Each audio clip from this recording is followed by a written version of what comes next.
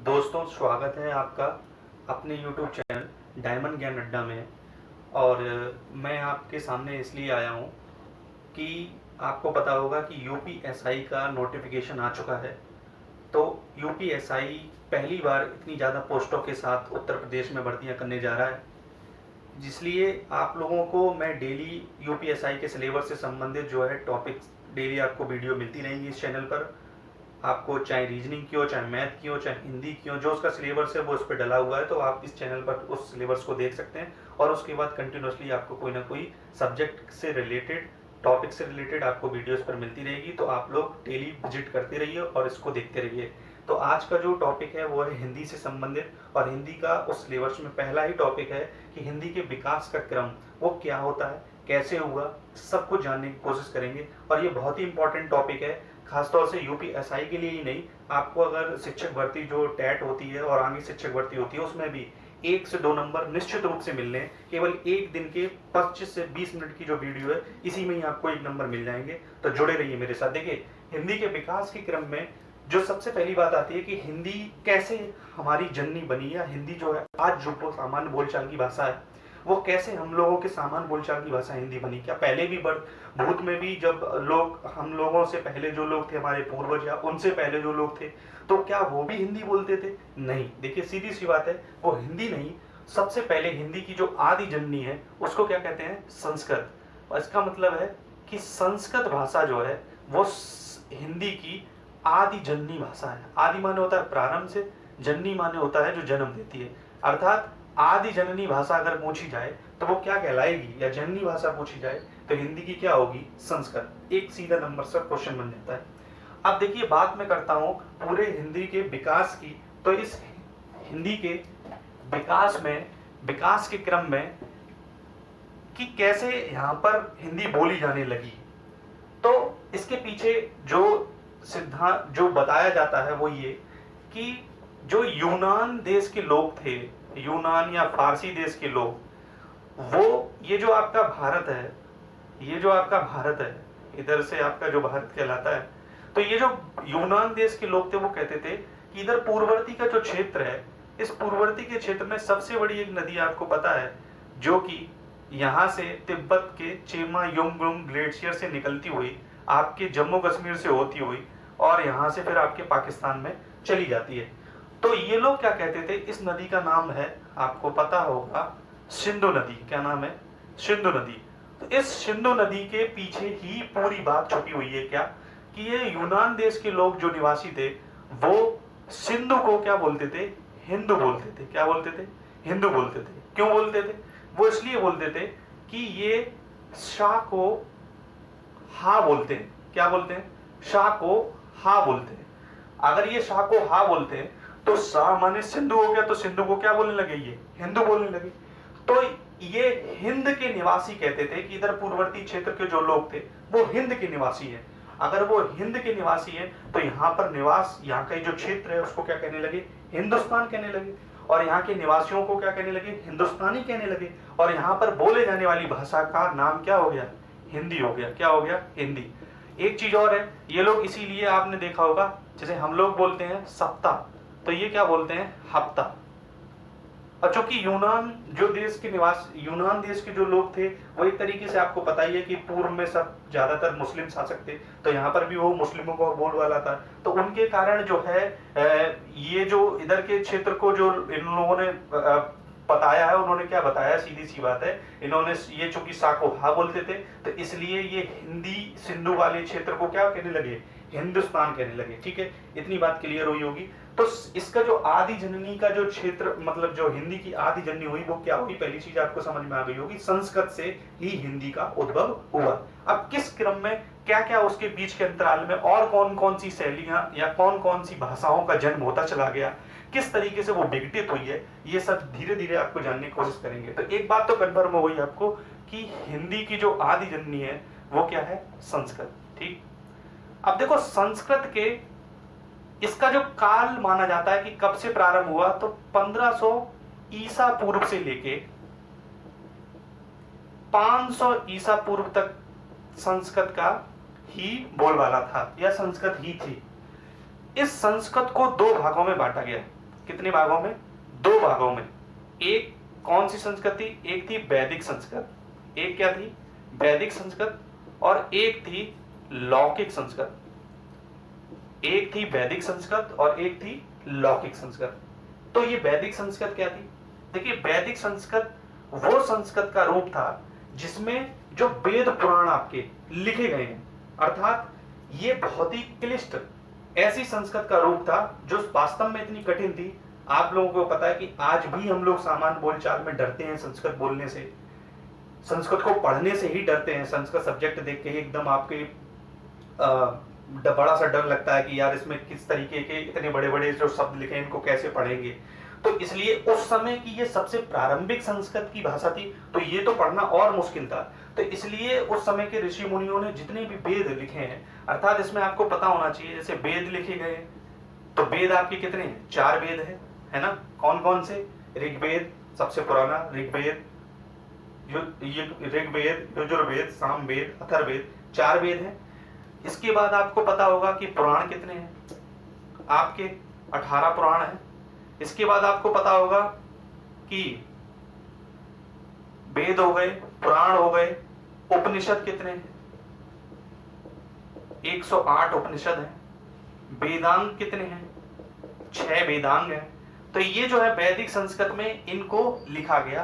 कितने? 4 वेद, 18 पुराण, 108 उपनिषद और 6 वेदांग की रचना की गई। लेकिन किसमें?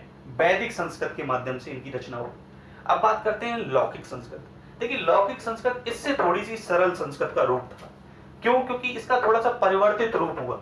इस लौकिक संस्कृत में सामान्य बोलचाल की थोड़ी संस्कृत हुई, जो कि इससे ज्यादा सरल, थोड़ा सा सरलतम रूप। तो इस लौकिक संस्कृत के अंतर्गत सबसे पहली जो है, वो सबसे पहला अगर काव्य जिसकी रचना हुई है वो रामायण। क्या है? रामायण। ये पहला महाकाव्य है जिसकी रचना हुई थी रामायण, और इसकी रचना करने वाले कौन थे? वाल्मीकि। इसीलिए इन वाल्मीकि को क्या कहा जाता है? आदि कवि भी कहा जाता है। क्या कहा जाता है? आदि कवि भी कहा जाता है, क्योंकि आदि माने प्रारंभ में, और प्रारंभ में अगर कोई पहला पुराण जिसकी रचना हुई है वो कौन सा है? रामायण। इसके बाद दूसरा जो है वो है आपका क्या? महाभारत। क्या हुआ? महाभारत। ये भी लौकिक संस्कृत में ही लिखे गए हैं। महाभारत, इसकी रचना जो है करने के लिए वेद व्यास ने की है। और इस महाभारत का एक नाम और है जिसे कहते हैं जय संहिता। क्या नाम है? जय संहिता। कई बार पेपर में पूछा गया है कि ऐसा कौन सा महाकाव्य है जिसको जय संहिता के नाम से जाना जाता है, तो वो क्या नाम है? महाभारत। रचना करने वाले कौन? वेद व्यास। ठीक है। और महाभारत एक ऐसा सबसे विशालतम महाकाव्य है जिसका, और ये विश्व का सबसे बड़ा महाकाव्य है जो लौकिक संस्कृत में लिखा गया है। इसके बाद अगर हम बात करें तीसरी, वो है आपका अष्टाध्यायी। अष्टाध्यायी की रचना किसने की है? पाणिनि ने। आपको पता होगा कि पूरी संस्कृत इस पर डिपेंडेंट है। पूरी संस्कृत इसी पाणिनि जो है संस्कृत के एक तरीके से कर्ता धर्ता माने जाते हैं, जन्मदाता माने जाते हैं। क्यों? क्योंकि इनका जो पुराण है, इन्होंने जिसकी रचना की थी वो अष्टाध्यायी, और ये अष्टाध्यायी जो है एक तरीके से पूरा संस्कृत की नींव है, संस्कृत की व्याकरण है। तो इसलिए कहते हैं कि जो व्याकरण का जो सबसे पहला जो व्याकरण का ग्रंथ है, ये सबसे पहला व्याकरण का ग्रंथ है जिसकी रचना पाणिनि ने, सबसे पहला व्याकरण का पहला ग्रंथ भी से आप कह सकते हैं। ठीक है। दूसरी चीज, इस लौकिक संस्कृत को एक नाम से और जाना जाता है। इस लौकिक संस्कृत को देव भाषा भी कहते हैं। क्या कहते हैं? देव भाषा के माध्यम से या नाम से भी जाना जाता है।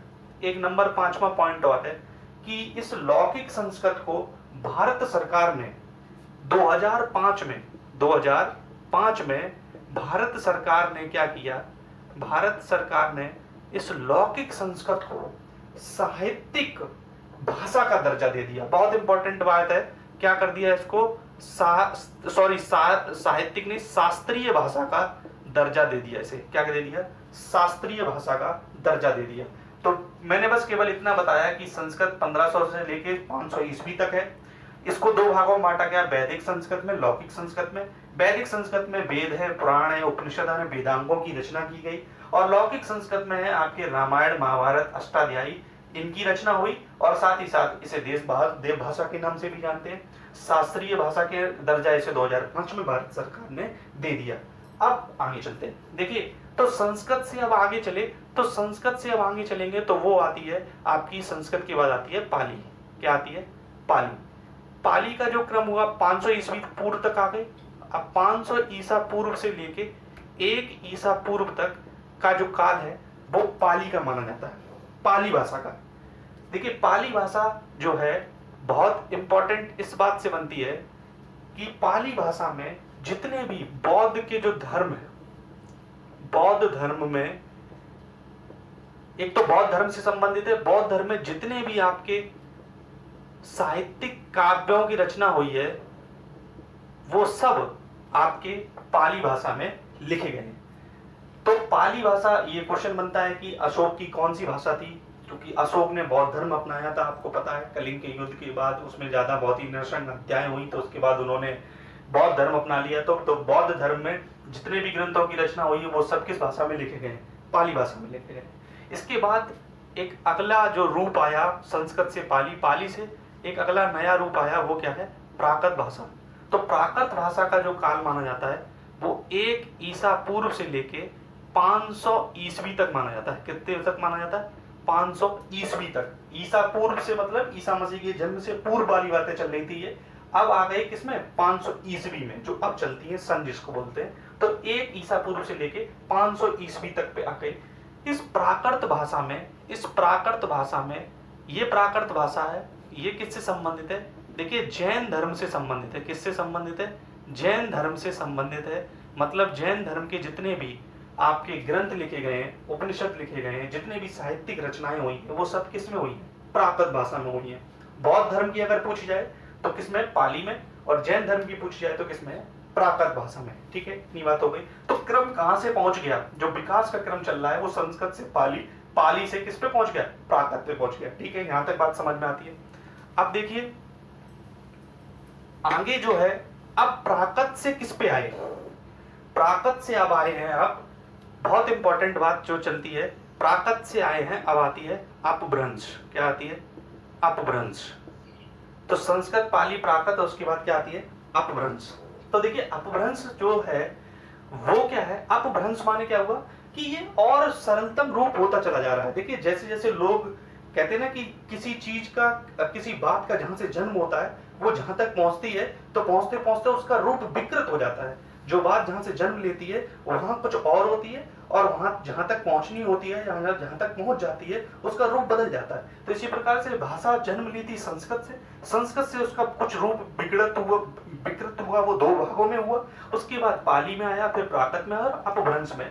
ऐसी कुछ भाषाएं सामान्य बोलचाल की बनती चली आ रही थी, तो उसका एक रूप है अपभ्रंश। तो देखिए, अपभ्रंश क्या है, इसमें क्या बात आती है? इसका काल कहां से? इसको माना जाता है 500 ईस्वी से लेके 1000 ईस्वी तक के काल को आपका अपभ्रंश भाषा का काल माना जाता है। इस अपभ्रंश में जो जानने योग्य बात है वो पहली चीज क्या है कि अपभ्रंश को कई जो आपके कह सकते हैं कि साहित्यकार हुए, उन्होंने अलग अलग नाम की संज्ञा दी है। उनकी संज्ञाएं पेपरों में पूछी जाती हैं कि किसने क्या कहा और इसमें कौन कौन सी बातें प्रमुख रूप से हैं। तो देखिए, कुछ क्वेश्चंस बनते हैं। नंबर 1 कि इस अपभ्रंश जो भाषा का रूप है, इस अपभ्रंश शैली को सबसे पहले भरत मुनि ने क्या कहा? किसने? भरत मुनि ने। तो देखिए, भरत मुनि ने इसे कहा है अशुद्ध भाषा। क्या कहा है?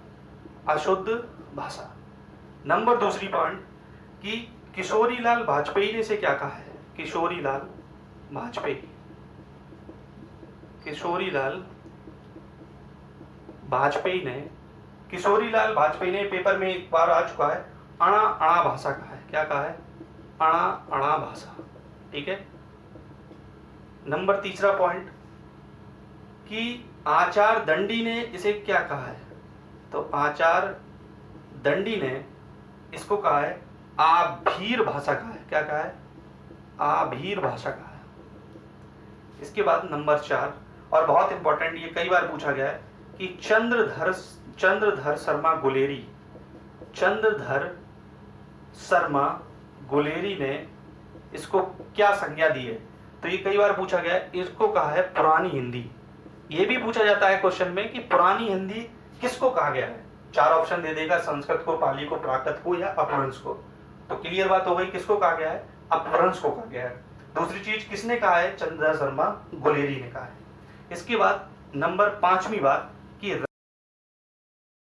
तो देखिए रामचंद्र शुक्ल, जो आप साहित्य के विभाजन में पढ़ेंगे कि जिन्होंने साहित्य के विभाजन करने में प्रमुख भूमिका निभाई है, तो अच्छा रामचंद्र शुक्ल ने इसको अपभ्रंश और प्राकृत, मतलब अपभ्रंश प्राकृत का विघटित रूप अपभ्रंश हुआ, तो अपभ्रंश और प्राकृत के मिश्रित रूप को, मतलब अपभ्रंश प्लस प्राकृत के मिश्रित रूप को इन्होंने किसकी संज्ञा दी है? इन्होंने कहा है इसको साहित्यिक हिंदी। क्या कहा? साहित्यिक हिंदी का नाम दिया है। इसके बाद नंबर 5 के बाद नंबर 6 एक और हुए हैं, वो हुए हैं सुनीता कुमार। एक सुनीता कुमार हुए हैं। सुनीता कुमार ने इसको कहा है हिंदी के विकास की एक कड़ी कहा है। किसको क्या कहा है? वो तो आपको दिख ही रहा है कि हिंदी के विकास की कड़ी है, तो हिंदी के विकास की कड़ी है, हिंदी के विकास की कड़ी कहा है। किसने कहा है? सुनीता कुमार जी ने कहा है। ठीक है, इसको एक नाम 6 के बाद 7 पॉइंट में कह सकते हैं कि इसको उकार बगुला भी कहा जाता है। क्या कहा जाता है? इसको उकार बगुला, उकार बगुला, इसे उकार बगुला भी कहा जाता है। ठीक है, इसके बाद नंबर 8 पॉइंट और इंपॉर्टेंट पॉइंट। देखिए एक तो मैंने इस पे टिक किया, इंपॉर्टेंट तो सभी हैं क्योंकि मैं बिना इंपॉर्टेंट की बात ही नहीं कर रहा। इसके बाद इसे उकार बगुला भी कहा जाता है। इसके बाद 8वां पॉइंट, पतंजलि, जिनको आप लोग जानते हैं बाबा रामदेव के नाम से अब जानते हैं, लेकिन ऐसा नहीं है कि बाबा रामदेव ने ही पतंजलि बनाई है। पतंजलि वर्षों से थी, पुराणों में उसका वर्णन है। तो पतंजलि की जो पतंजलि जी ने, चूंकि सबसे बड़े जो संस्कृत के माने जाते हैं वो पाणिनि ने अष्टाध्यायी लिखा है, लेकिन पतंजलि ने आपका महाभाष्य लिखा है। तो जो पतंजलि का महाभाष्य है, पतंजलि का क्या है? महाभाष्य है। तो पतंजलि का महाभाष्य जो है वो भी अपभ्रंश शैली में, इसका वर्णन अपभ्रंश शैली में लिखा गया है। ठीक है, या अपभ्रंश भाषा में लिखा गया है। इसके बाद आप ये कह सकते हैं कि इसका जो अपभ्रंश शैली का प्रथम महाकाव्य जो है, इसका प्रथम महाकाव्य, मतलब प्रथम महाकाव्य कह लीजिए या प्रथम काव्य कह लीजिए, जो अपभ्रंश शैली का है, उसका नाम है परम चरऊ। परम चरऊ, क्या नाम है? परम चरऊ। अपभ्रंश शैली का प्रथम महाकाव्य क्या है? परम चरऊ। और इसके रचनाकार जो हैं उनका नाम है स्वयंभू। क्या नाम है? स्वयंभू। इन स्वयंभू ने परम चरऊ की रचना करी है और इनको अपभ्रंश, स्वयंभू को अपभ्रंश या हिंदी का क्या कहते हैं? इसका अपभ्रंश या हिंदी का वाल्मीकि भी कहते हैं। क्या कहते हैं? वाल्मीकि भी कहते हैं। तो इतने पॉइंट आपको अपभ्रंश में जानने थे। क्या क्या बताया है, बड़ा सरल सा था, एक बार फिर देख लेते हैं कोई रिवीजन में कि अपभ्रंश में कब से हुआ है? 500 से लेके 1000 ईस्वी तक हुआ है। भरत मुनि ने इसको क्या कहा है? भरत के मुनि है, तो मुनि है तो वो पहले मुनि तो इतने ज्ञानी होते तो वो क्या कहते थे? अरे ये तो भाषा बेकार है, अशुद्ध है, आप लिखना नहीं जानते। किशोरी लाल वाजपेयी है, किशोरी है और लाल भी है, तो किशोरी की अगर लाल है तो वो क्या कह रहे? अड़ा अड़ा भाषा। क्या कह रहे? अड़ा अड़ा भाषा। इसके बाद आचार दंडी है, तो दंडी है, आचार भी है और दंड रखते अपने पास, फिर उनका आभीर। कैसी भाषा है? आभीर है इसके। चंद्र शर्मा गुलेरी, तो चंद्रधर्म शर्मा गुलेरी जो है, इन्होंने क्या कहा? इंपॉर्टेंट है बहुत ज्यादा, पुरानी हिंदी का। क्या कहा है? चंद्र और चंद्रमा को अगर धारण करते हैं तो सीधी सी बात है, कौन से लोग धारण कर सकते हैं? इतनी शक्ति किन में हो सकती है जो चंद्रमा को धारण कर ले? पुराने लोग। तो कौन सी हिंदी हो गई? पुरानी हिंदी। और रामचंद्र शुक्ल ने अपभ्रंश और प्राकृत के रूप को क्या कहा? साहित्यिक हिंदी। क्योंकि साहित्य में विभाजन करने वाले जो है रामचंद्र शुक्ल जो है साहित्य में आपको पढ़ने को मिलेंगे।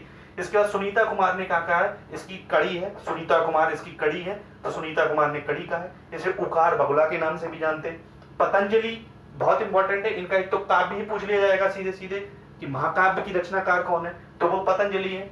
और प्रथम काव्य जो अपभ्रंश में लिखा गया है वो है परम चरऊ और इसकी रचनाकार है स्वयंभू।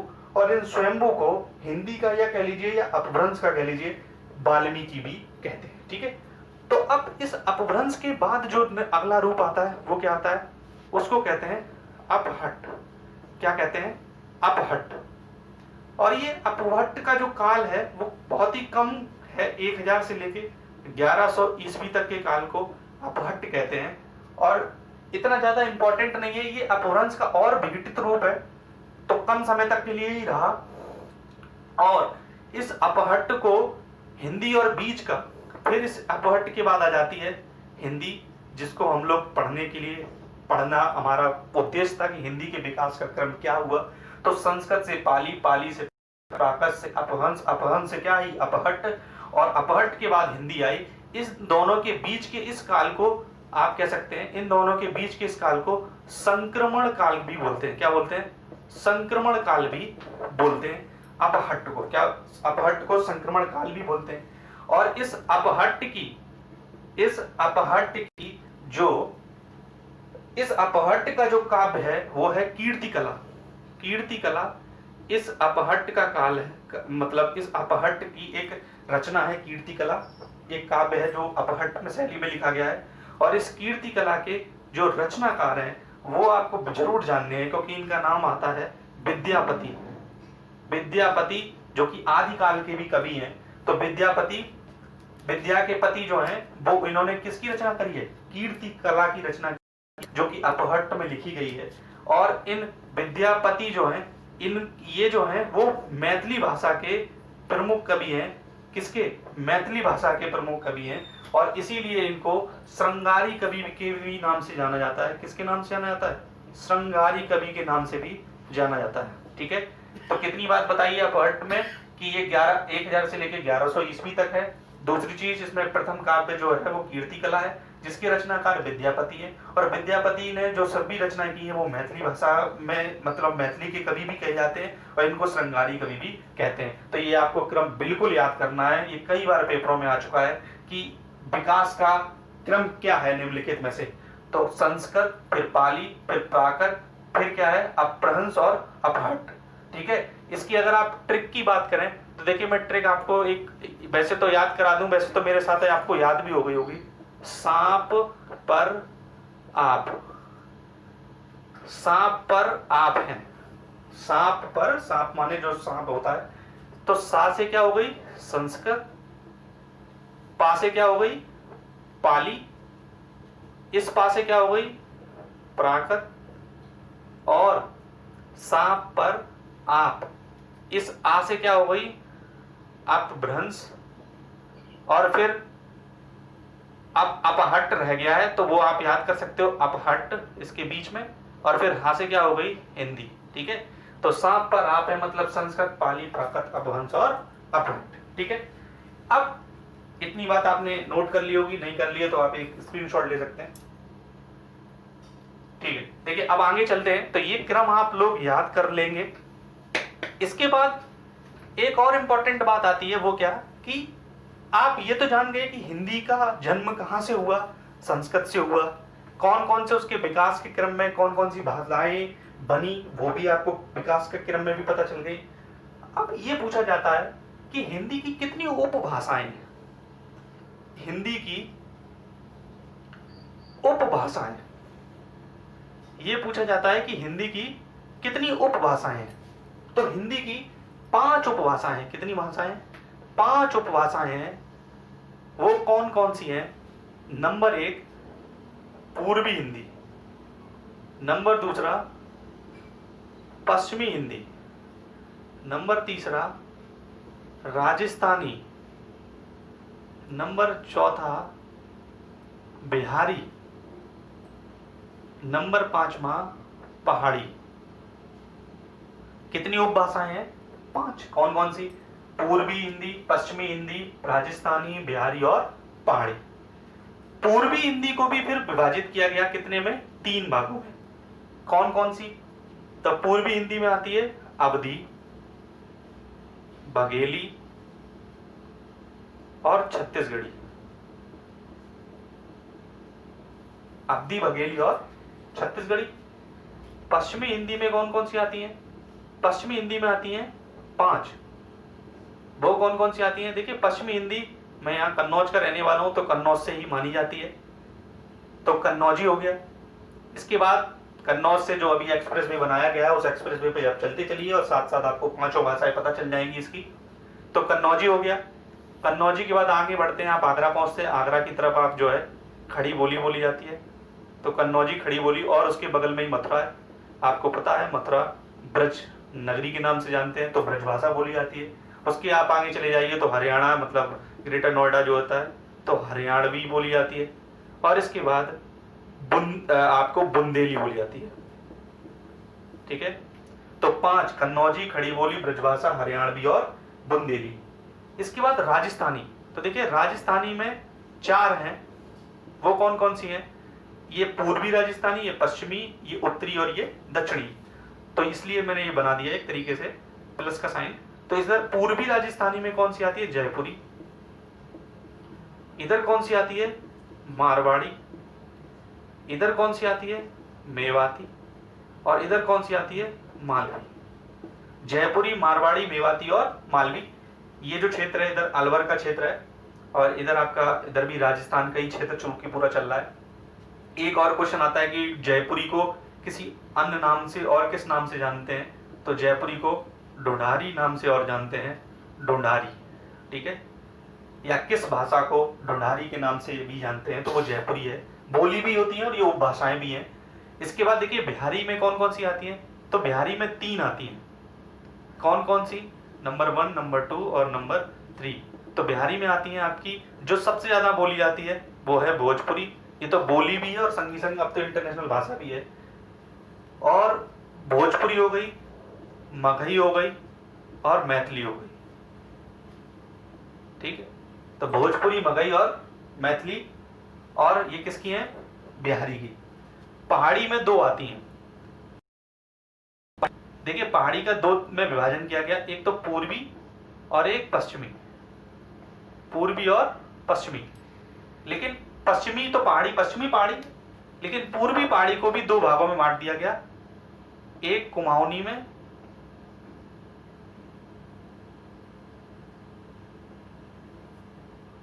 और एक गढ़वाली में। तो पश्चिमी हिंदी को 2 भागों में बांटा गया, एक मतलब पूर्वी और पश्चिमी, और फिर पूर्वी को 2 में, कुमाऊनी वाले क्षेत्र को कुमाऊनी बोली जाती है और वहां पे गढ़वाल वाला जो क्षेत्र है वहां पे गढ़वाली बोली जाती है। तो हिंदी की कितनी उपभाषाएं हैं? 5 उपभाषाएं हैं। कौन कौन सी अगर पूछता है तो पूर्वी हिंदी, पश्चिमी हिंदी, राजस्थानी, बिहारी और पहाड़ी। फिर अगर कोई पूछे कि पूर्वी हिंदी की कितनी भाषाएं हैं, कितनी बोलियां हैं, तो अवधी, बघेली और छत्तीसगढ़ी। पश्चिमी की कितनी है? 5 है, कन्नौजी, खड़ी बोली, ब्रजभाषा, हरियाणवी और बुंदेली। राजस्थानी की कितनी है? 4 है, जयपुरी, मारवाड़ी, मेवाती और मालवी। और इसके बाद बिहारी की 3 है, भोजपुरी, मगही, मैथिली। और अगर पूछे कि पहाड़ी की कितनी है तो 2 है, पूर्वी और पश्चिमी। और पूर्वी की कितनी है तो 2 है, कुमाऊनी और गढ़वाली। ठीक है, अब एक क्वेश्चन बहुत बार और पूछा गया है कि रामचरितमानस किस भाषा में लिखा गया है? तो रामचरितमानस जो है वो अवधी भाषा में लिखा गया है। किस में लिखा गया है? अवधी भाषा में लिखा गया है। देखो आप समझ सकते हैं कि अवध किसको कहते हैं? लखनऊ के क्षेत्र को अवध कहते हैं। तो अवधी भाषा में लिखा गया क्या है? रामचरितमानस। और एक क्वेश्चन आता है कि विनय पत्रिका किस में लिखी गई है? तो विनय पत्रिका किस में लिखी गई है? खड़ी बोली में लिखी गई है। किस में लिखी गई? खड़ी बोली में विनय पत्रिका लिखी गई है। तो ये बात आपको समझ में आ गया होगा कि हिंदी की उपभाषाएं कितनी है और उनका उसमें कितनी प्रकार की भाषाएं हैं, तो उसके अंतर्गत भी होगी। अब देखिए एक पेपर में क्वेश्चन और बनता है, वो ये बनता है कि जो उपभाषाएं हैं इनका जन्म कहाँ से हुआ? तो वो इनका जन्म करने वाले जो थी इन उपभाषाओं को, वो अपभ्रंश शैलियां हैं।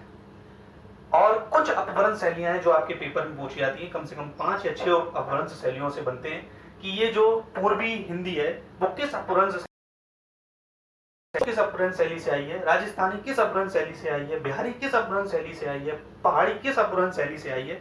और भी हैं कि कह सकते हैं सिंधी किससे आई है, पंजाबी किससे आई है, लहदा किससे आई है, उड़िया किससे आई है, असमिया किससे आई है, बांग्ला किससे आई है। तो जानने की कोशिश करते हैं। देखिए कौन कौन सी अपभ्रंश शैलियां हैं वो मैं आपको लिख रहा हूं। अपभ्रंश शैलियां निश्चित रूप से वो कौन कौन सी हैं देखिए, तो मैं ये हटा दे रहा हूं।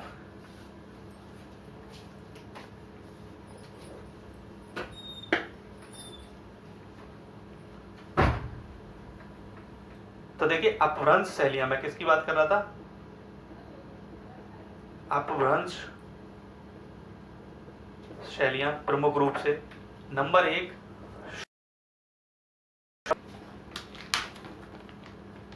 तो जो सौर सैनी अपभ्रंश है, इससे कौन कौन सी आई है? देखिए, सौर सैनी से पहली चीज आई है पश्चिमी हिंदी आई है,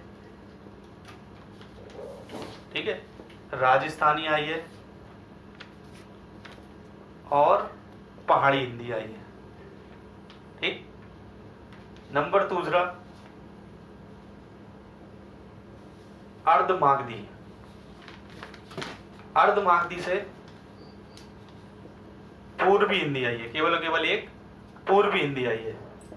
नंबर तीसरा मागधी, मागधी से जो है वो आपकी आई है बिहारी, इससे कई और आई है, बिहारी आई है, बांग्ला आई है, असमिया आई है, उड़िया आई है, ठीक है। इसके बाद नंबर 4 ब्राचड़, ये अपभ्रंश शैलियां हैं, ब्राचड़ से सिंधी आई है। और इसके बाद एक नंबर 5 है पैसाची, पैसाची से आपकी पंजाबी आई है और लहदा, ठीक है। तो ये आपको इतनी शैलियां याद रखनी है। कौन कौन सी? सौर सैनी से पश्चिमी। देखिए, पेपर में बहुत बार पूछा गया कि पश्चिमी हिंदी किस अपभ्रंश शैली से ली गई है, तो पश्चिमी हिंदी में ये देखिए सा बना है, सौर सैनी में सा बना है, तो पश्चिमी हिंदी किससे ली गई है? सौर सैनी अपभ्रंश से ली गई है। पूछे पूर्वी हिंदी किससे ली गई है, किस अपभ्रंश शैली से ली गई है? पूर्वी में देखो रा उड़ रहा है, अर्ध में भी रा उड़ रहा है, तो अर्धमगधी से ली गई है। पूछे कि मागधी किससे है, तो आपको पता है कि बिहारी, पूछा जाता है कि बिहारी किससे ली गई है, तो मागधी से, क्योंकि बिहारी की आपको पता है कौन कौन सी है, मगही है, मैथिली है और उसके बाद भोजपुरी है, ठीक। और ये भी पूछी जाती है बांग्ला किससे, असमिया किससे, उड़िया किससे। प्राचड़ से केवल और केवल क्या है? सिंधी है। और पैसाची में देखो पा है, पैसाची से कौन कौन सी बनी है? वो एक पंजाबी बन गई और लहदा बन गई, ठीक है। तो ये बहुत ही इंपॉर्टेंट और बहुत ही ज्यादा इंपॉर्टेंट था, जिससे 1 से 2 क्वेश्चन मिलेंगे आपको आज। अब आपको नेक्स्ट वीडियो में ये पता चलेगा कि हमारे संघ की राजभाषा कौन सी है, भाषाएं कितनी हैं, बोलियां कितनी हैं, उन्हें किस अनुच्छेद में रखा गया, कितने से कितने में, संविधान में कौन सी क्या नाम है, हिंदी दिवस कब मनाया जाता है। तो ये सब आपको छोटा सा वीडियो है, उसको नेक्स्ट वीडियो में आपको मिल जाएंगी। थैंक यू, धन्यवाद। अधिक से अधिक लाइक करें, शेयर करें, ठीक, थैंक यू।